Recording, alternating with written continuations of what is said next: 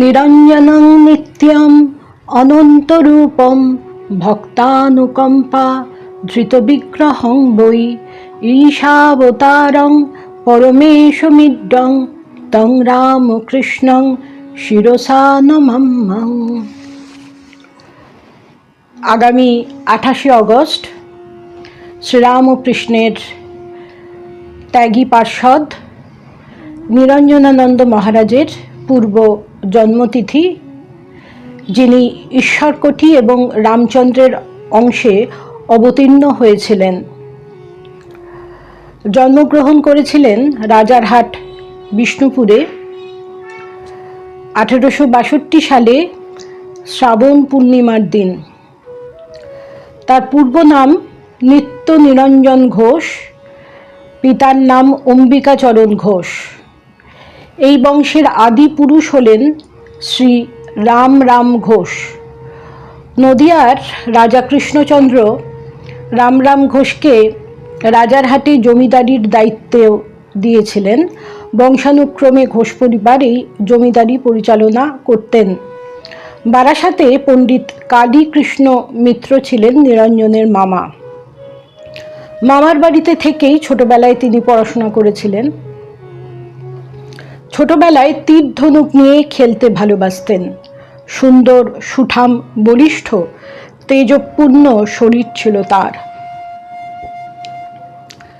ছাত্র অবস্থাতেই তিনি একটি প্রেততত্ত্ব নিয়ে কাজ করে এমন দলের সঙ্গে যুক্ত হয়ে পড়েছিলেন।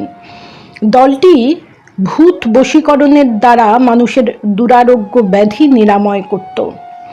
সরল প্রকৃতির নিরঞ্জনের উপর ভূতের আবেশ খুব সহজে হতো, তাই তিনি মিডিয়াম হিসাবে কাজ করতেন।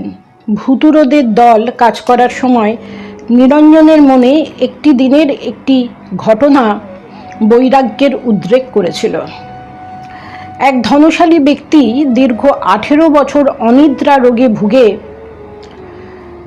অবশেষে নিরঞ্জনের শরণাপন্ন হয়েছিলেন।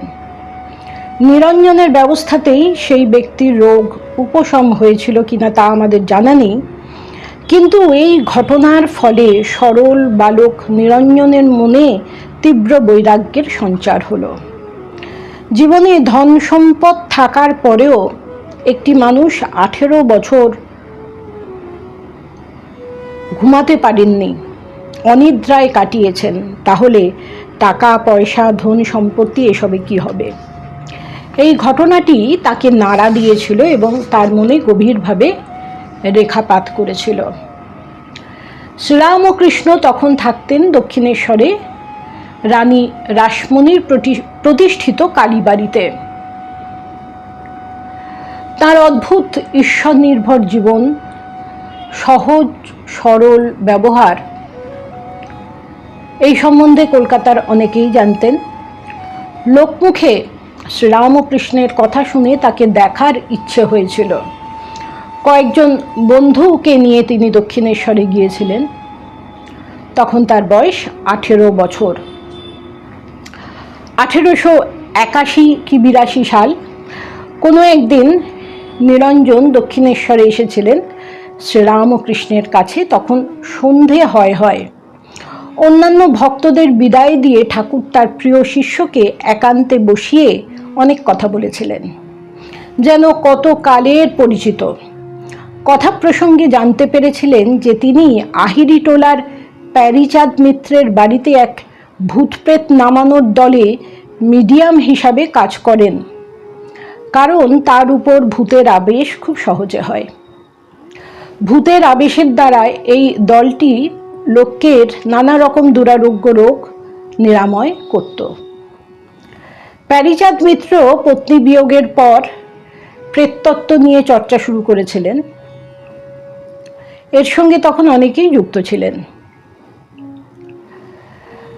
তারা প্ল্যানচেটের সাহায্যে মৃত ব্যক্তির আত্মার সঙ্গে যোগাযোগ স্থাপন করতেন। এ কাজে একজনের মিডিয়াম হওয়ার খুব প্রয়োজন ছিল। নিত্য নিরঞ্জন খুব ভালো মিডিয়াম হতে পারতেন।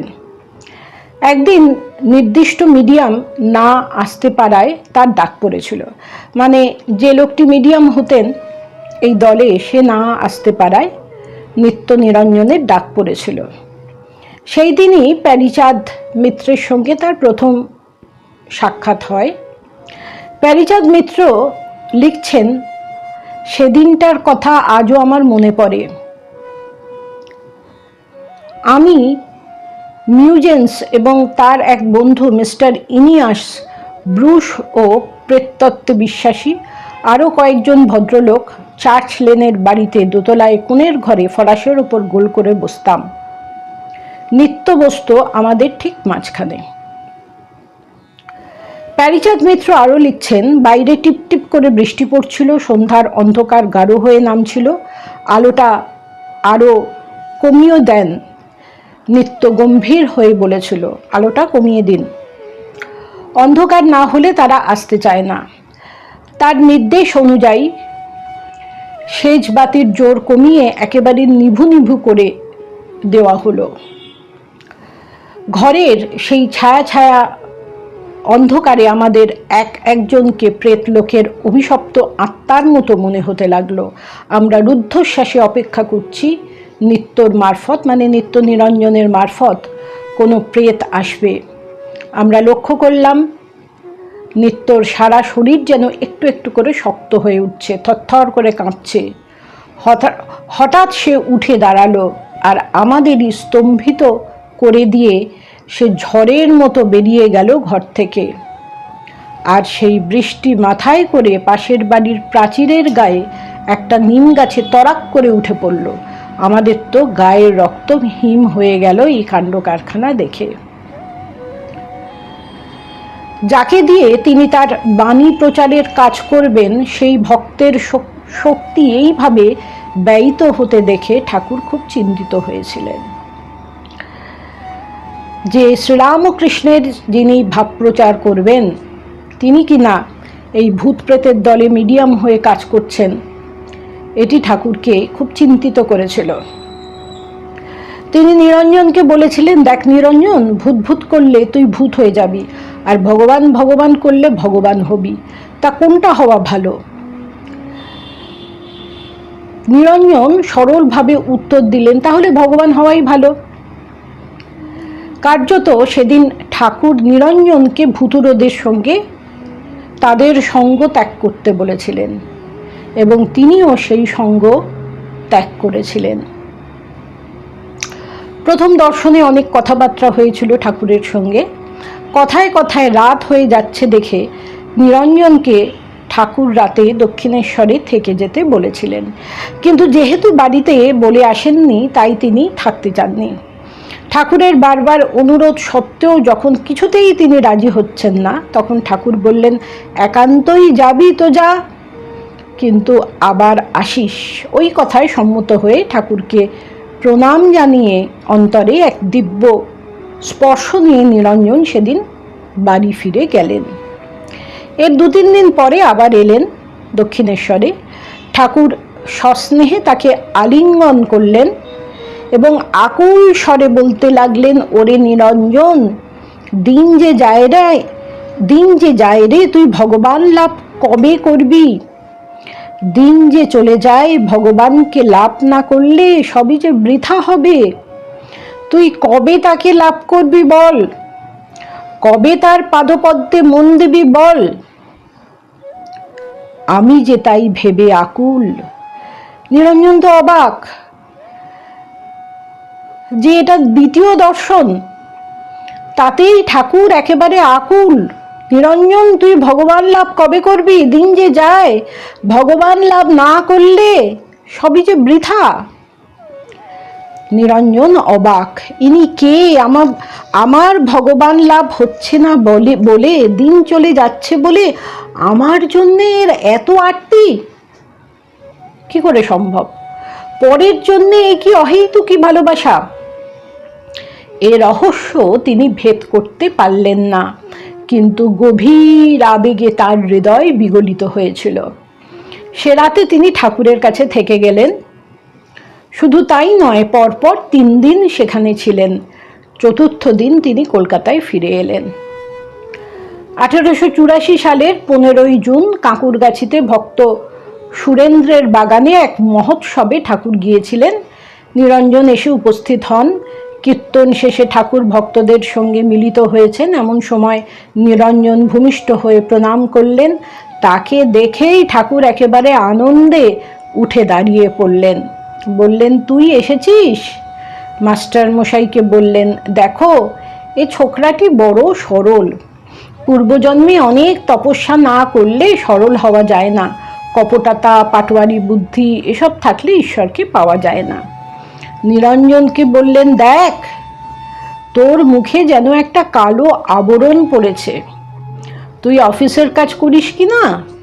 তাই। অফিসের হিসাবপত্র করতে করতে আরও নানা রকম কাজ করতে হয়, সেসব নিয়ে সর্বদা ভাবতে হয়। নিরঞ্জনের সরলতা ও সংসারের প্রতি অনাসক্তি ঠাকুরকে মুগ্ধ করেছিল। তিনি একদিন বলেছিলেন,